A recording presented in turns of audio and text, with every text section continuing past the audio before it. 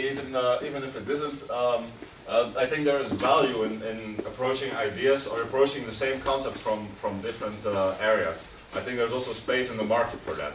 I mean, for any kind of idea that you have, even if you have competitors, you might approach it slightly different, and that might still be valuable, hopefully. Now there are two ideas that I want to jump off of you. They're not very well progressed, so I don't have a business plan. I'm not at this point immediately attempting to start any of them. But there are things that I find very, very interesting, and I would really enjoy your feedback and your ideas as well. The one is very ambitious, the other one is more down to earth, let's say, and is closer to what Philippe did as well, but again from a different angle. So I start with the ambitious one. I downloaded Education Revolution because I think that there is room for quite a lot of innovation in education, right?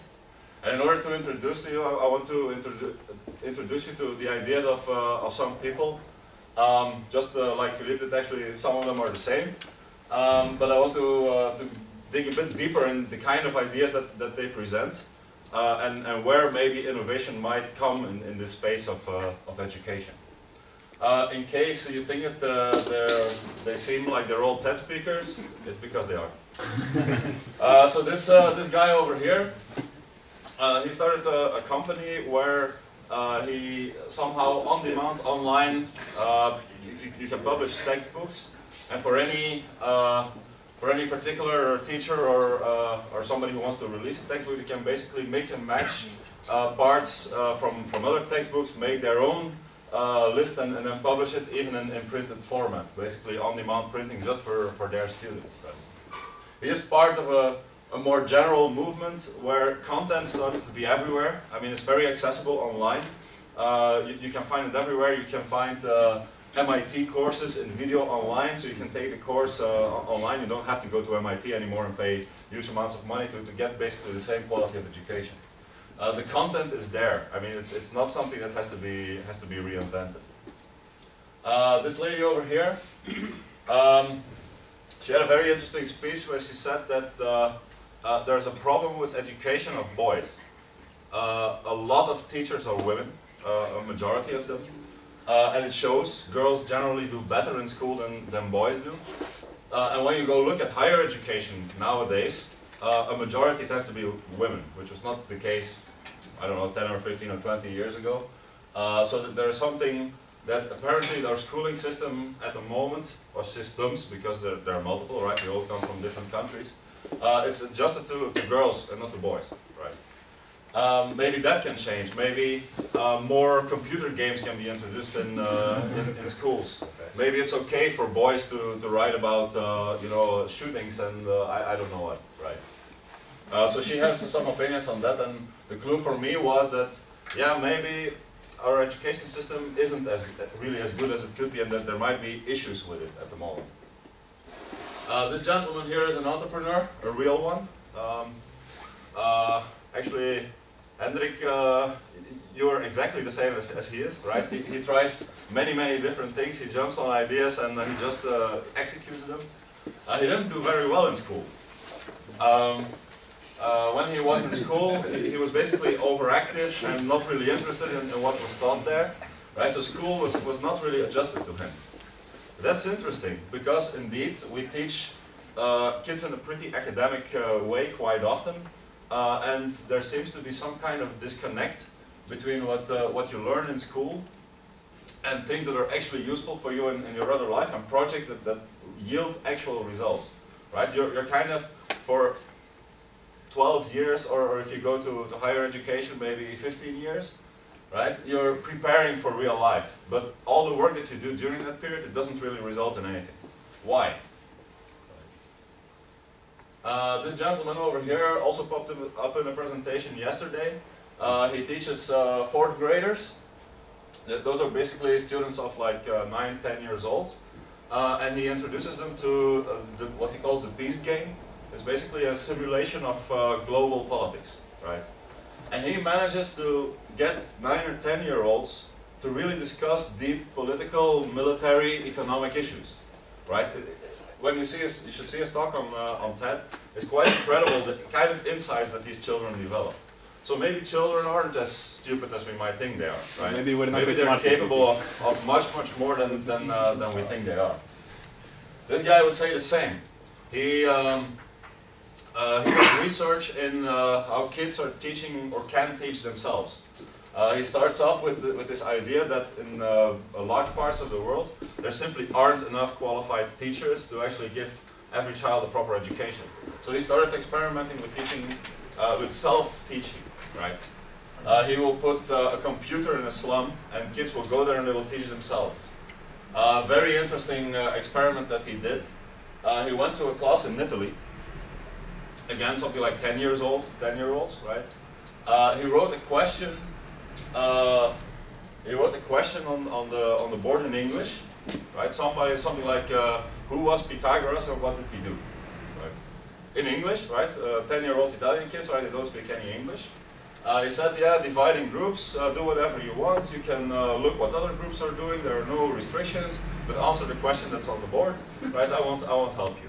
In 20 minutes, he had the answer. Incredible.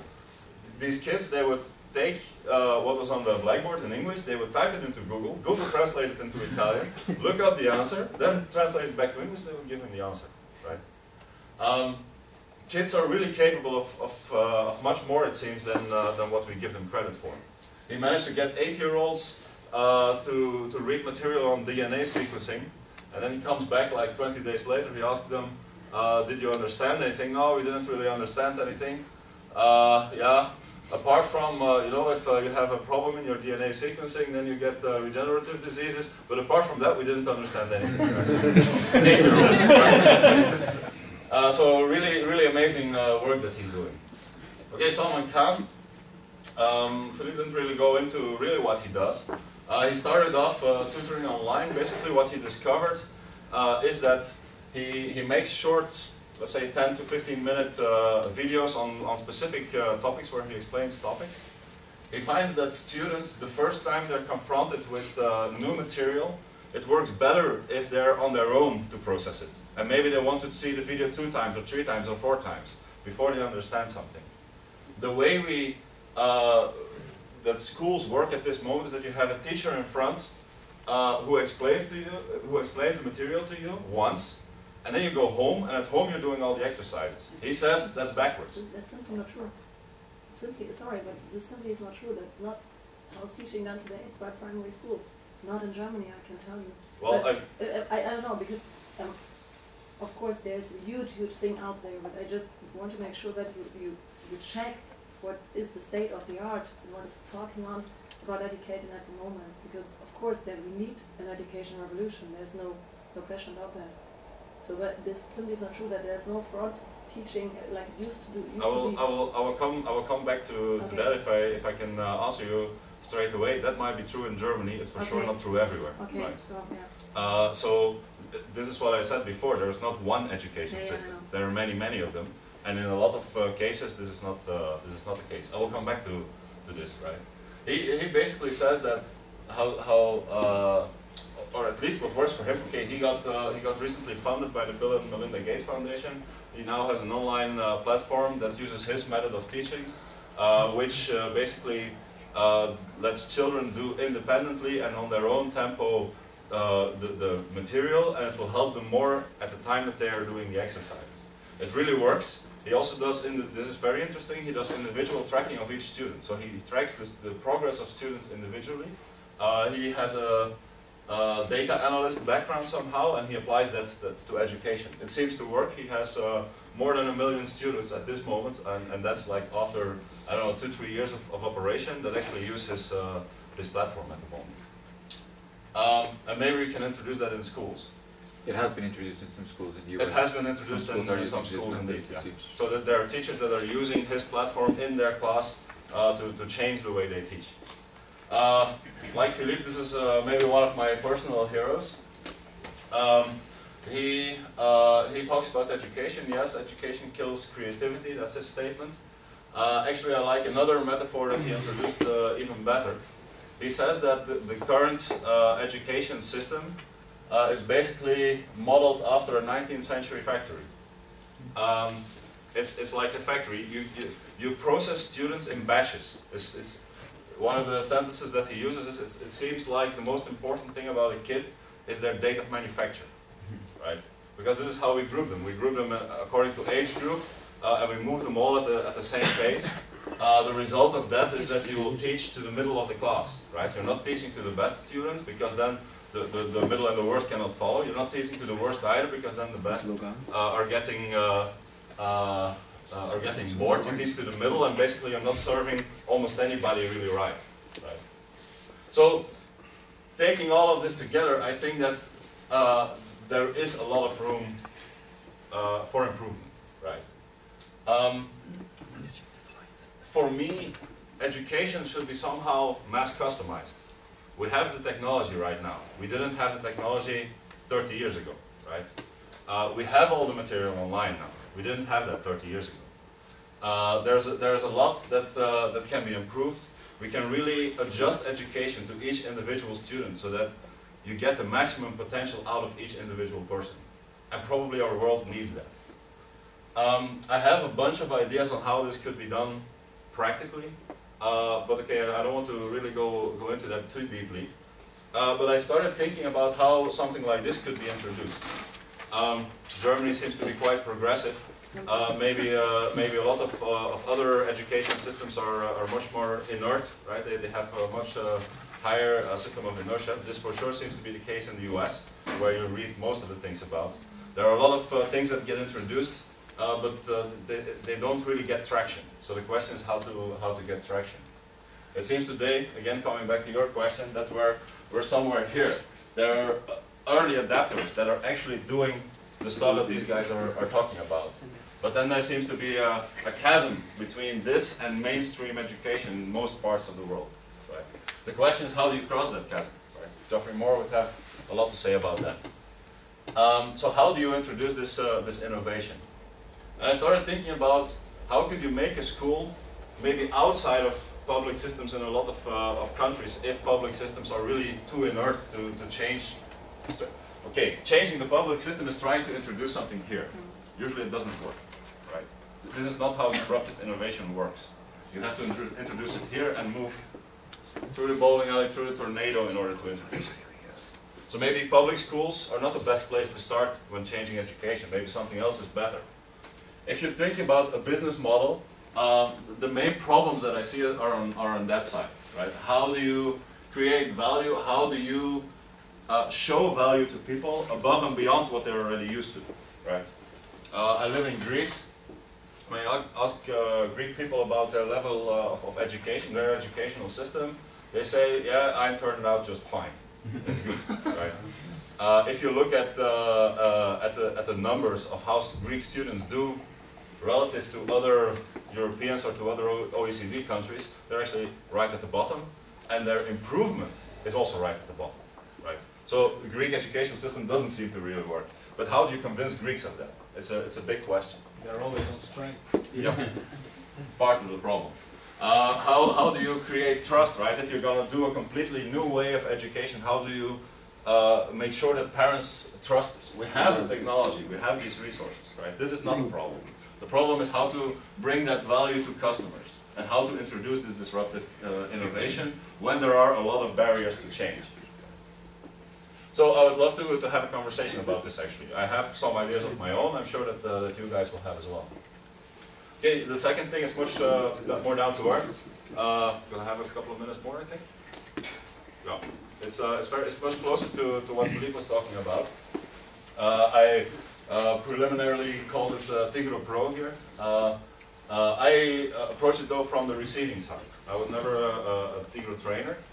It seems that what you're introducing is you are trainers, you know your own value, and you try to expose that to other people rather than besties that you already do. I was a receiver of best trainers, and for me that was really valuable. I mean, this is how I progressed in my career. It was much more because of the trainings I received at best, rather than because of what I learned, for instance, at the university. And I really missed it afterwards. Maybe a small show. I wanted to do a show of hands, but again, Philippe stole my steam there. Maybe a small show of hands. Who of you worked in a company with less than 50 people at some point in your career so far? Right. While working in that company, keep your hands up if you received soft skills training. I delivered. Me too, even though I wasn't a trainer, right? But I really missed it. Once, okay, when you go into a big company, you will have trainers, right? And you will have trainings in all kinds of topics, including soft skills. There is something available.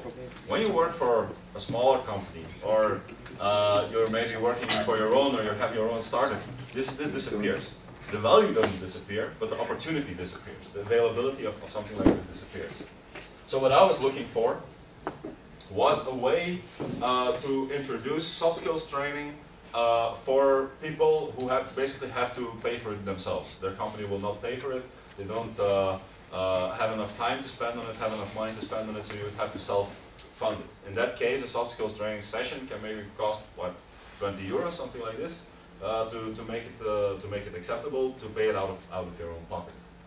This doesn't seem to exist. I mean, I at least do not know of any companies that would offer this kind of offering. Right? I'm not talking about the big training companies. Now, when you approach it like this, it seems the reason that this popped up again for me was during my MBA program. I saw a lot of shitty presentations, really. But really shitty presentations, and these are supposed to be, you know, the professionals, the managers, the leaders of the future, and they cannot properly present. They cannot properly organize a meeting. They cannot properly organize a team. Right? It seemed to me, at least with my best background. So this seems to me to be an excellent target group. Right? To start with, you would start with high school students. I would maybe start with business students and business students of business program alumni. Right? Bringing value to customers seems easier, or seems the easy part to me, if you want to do something in this. The question was, okay, how do you prove that this really has value? Because everybody thinks that they're a good presenter, right? Including me, which you will be the judge of, right? But okay, how do you prove that added value, right? It's not so easy. For me also, the problem, experiencing it, not being a trainer and not having that network and not having that background, is how do you find the resources? Tigro works because it has a bunch of volunteer trainers who are basically for no money at all, are willing to train other people just because it's interesting for them. In a professional setting though, if you're going to do this as a company or even as a community profit, non-profit, how do you find these trainers? Okay, Tigro is one source, but it's a very limited one, right? Platform. Platform, exactly. So we need something like that, and it's a non-obvious question. How do you keep the cost down? Because if you want to make something that's really affordable for people that previously could not afford to get soft skills training from major companies, right? How do you get from that? So I think that we really have some talking to do. Yeah. We really have some cooperation to do. But it's interesting to see that several people understand the value of soft skills training and what people invest are doing, and maybe it's really time to bring this to market as well. I'll end with the Beatles, so help. I need somebody, help, not just anybody. Besties I need, right? So please give me feedback and let me know what you think about these two concepts. Thank you.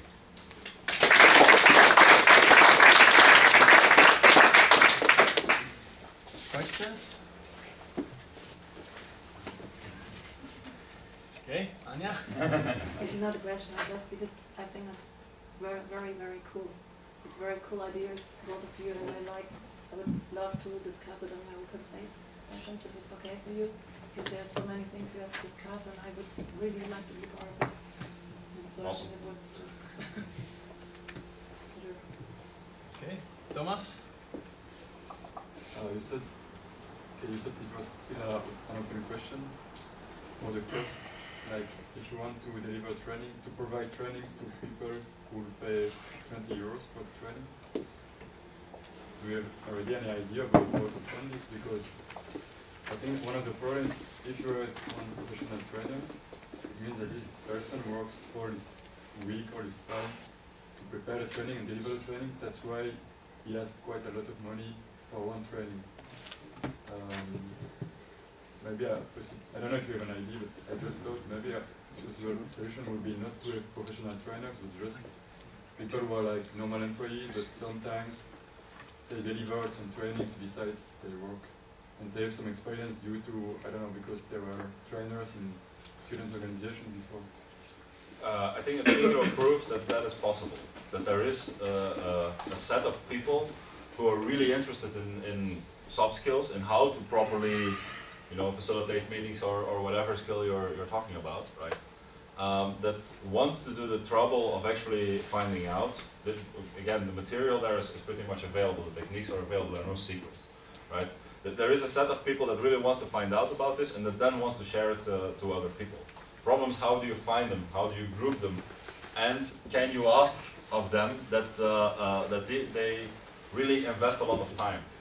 And in the student setting of BEST, this happens. I mean, it's done, right? But in a professional setting afterwards, it might not be so straightforward to do that. So that was a big open question for me. Two fingers from Anya and later on from Just from a financing point of view, it's not only in trainers an issue, but I don't know whether it's done in your countries, but if you coach your local football team, you know that in sports, or your local basketball team or something, you get something like a little amount of money, but it covers not the amount of time. Yeah.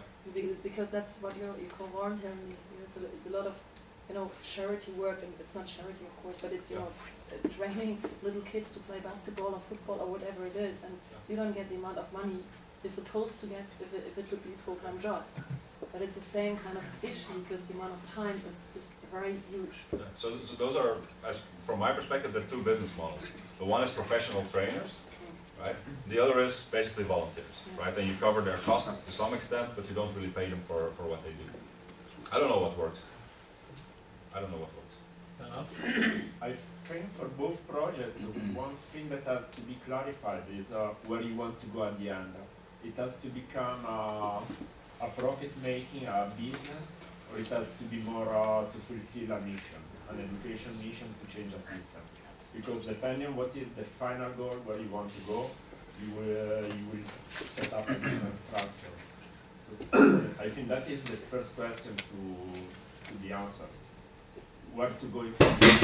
What is the final objective of it? Absolutely agree with you. I would like to react on that because I think it might be a stage in between, let's say, because many people, even if they are good trainers, they leave BEST, and at that moment you don't, let's say, you're not the expert, or you don't have the customers to start your own training company at the moment you graduate, for example.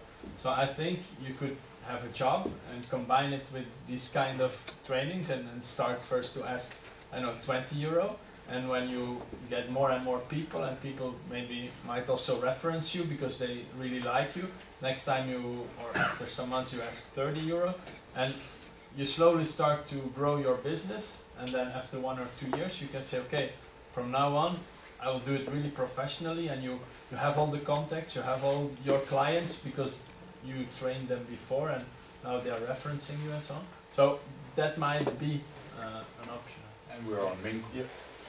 You're creating an incubator. It's an incubator for trainers, for a trainer startup. It could be a European incubator. That's actually a nice metaphor. I haven't thought about that, but it's interesting. Okay, first Peter and then Ray. I cancel. Okay, you cancel, Ray? Okay, so at least I know from the Polish trainers I know, maybe you know also Boris or Krzaczek, Jakub Krzaczek. So those are people and some others which are actually want to train after finishing with the BEST, to train whatever way actually, doesn't matter. I mean, to join the company or to have their own company. And the problem is actually that if you want to train, like being after BEST trainer, you don't know where to go. I mean, you're not said that you will be accepted because the best trainings are not known. You don't have a mark. And what comes with it is that if we will organize such platform and we somehow will promote it, and let's say our trainings, which are, I don't think that are more less quality than whatever training company trainings, if we will promote it, and if someone say that these best organization trainings are cool, I don't think we'll have problems with finding the trainers to join the platform and work with us. Because the main problem for trainers after the Tigro being Tigro and coming out of the best is to get recognized as the trainers, which makes sense. And this is the main problem, I guess. And with such platform we can solve it. Great. Okay, Nicolas? Yes. For me, most of the value lies in being ambitious enough as an entrepreneur and trying to reach every single person on the world, let's say, ideally, and rather than focusing at the end customer, I would rather try to focus on the trainer itself and have some platform, some academy or so on, not to reach the students but the trainers, and to have like that kind of viral effect. It's an interesting remark. I don't know if you can do that. I don't know if you can have a viral spread among suppliers. Basically, what are suppliers? Virality is usually, you know, used on the demand side. I mean, your customers would virally spread the word all to each other, and therefore demand just naturally grows even without you having to invest much in terms of marketing and these kind of things. That's the typical context of virality. I'm not sure that if you spread the word among trainers, and all the trainers eventually know of this platform, that you would have the same kind of growth that you would have. But again, it's an interesting take and an interesting, let's say, difference in approach. I think that's really valuable. I think you should let Philip take care of that, focusing on the trainer with the umbrella, and you should focus on the customer. And your customer, my advice to you for the customer is focus on private business schools, you know, recent MBA graduates, still MBA students. Focus on SMBs throughout Europe. They don't have the resources to have their own trainers, but many of them actually want to train their employees. They want to train their project managers into, you know, project management training, you know, effective meeting, whatever. They want to train, but they don't know where to look for. And establish an effective sales channel through the use of LBGs, that they already have contacts with these companies, with some SMBs, and use the best network to Actually, during my MBA program, I started a student club to do soft skills discussions, because I didn't want to present myself as a trainer, because I never, you know, went to training camp or anything like that. So I thought, okay, let's just, okay, we're all supposed to know these techniques, let's just come together, discuss about them and practice them. Because the key is in practice. It's not just in knowing the technique, it's in practicing it and internalizing it, right? That didn't really take off, more because of practical reasons, rather than of you know, not having proven the value of it. But then I was thinking that, okay, if you have an alumni organization, it's an excellent vehicle. And you can do a kind of Facebook approach there, right? I'm part of my alumni organization in my MBA program, right? So I can, through them, at the very least, reach a bunch of alumni that might be interested in this. I can use it as a marketing channel. I might be able to use it as more than that. I might be able to use it as really a platform to organize trainings, right? So that's a very good way to get started. I would agree with that. And I think that's, for me, this was kind of the easy part, like all of this, finding customers that are interested in it, and finding how to reach them, right? I think for Philippe it might be just the opposite. He might say that getting the resources here is the easy part. Yeah, but right? then he focuses on the resources, and you focus on the sales, and I think you guys, the combination should work. Yeah. What I just want to say is that we can. That we also thought about this idea, and actually the only reason why we went to high school is because of the question mark in the middle, is that how we thought that we would need to more prove to the professionals that we are actually good enough than we would need to the high school. But that's the only reason basically we went for this. Because in the first year we thought it's easier to go in that direction. And actually my two finger was to the thing that you said before, just wanted to make a comment about, you said that you are not sure you can do a viral thing on the supplier part, but I think today the borders between the supplier and the customer are very much shifting and are disappearing basically, because again, a very interesting topic for a speed session afterwards. Yeah, yeah. How much, especially thinking about, you know, this guy who manages kids to teach each other, right? 10-year-olds. Okay, we should be able to do that, right? Teach each other. I mean, it's not that the techniques are not known. It's that we need practice. I just want to develop a bit something you said a bit earlier about the LBGs actually being together involved with this, with the umbrella that you are talking about. Because I think that the two services that were the LBGs, what they are doing and what this would be doing, are complementary and like really completing each other towards the service that the HR of a company really needs. Because on the one hand, you have the LBGs that would be providing the people to, let's say, the graduates for the quality graduates for the company. At the same time, you'll have the service of developing their current employees and also the ones that are starting now. And this is completely complementary, not competition between each other at all, and empowering each other, let's say, in the relation with the partners in every way. So I think each activity, this one and the one of the LBGs, could be pulling each other forward somehow. I actually also see a link with Jorge's presentation. So, like the platform he's thinking about, you can as well, instead of the local person giving math one-on-one classes, like being a trainer, having the referencing as well. And I mean, there are a lot of similarities, I think. Though here we have a competition because we don't charge for the trainers and he wants to charge. It's only a difference of opinion, not a competition. I was thinking about the soft values and the way to get money from it. And wouldn't it be possible? Okay, it's totally dreaming and smoking.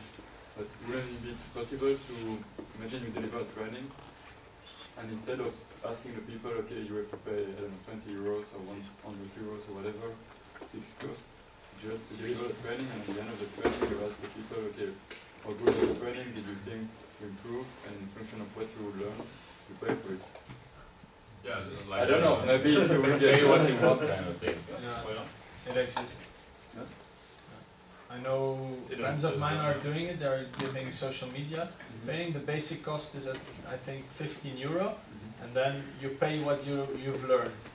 Like if you get more out of it, you pay more. And in Balkans it wouldn't work. Yeah. Probably in Greece, I don't know. In Belgium, I think it would work.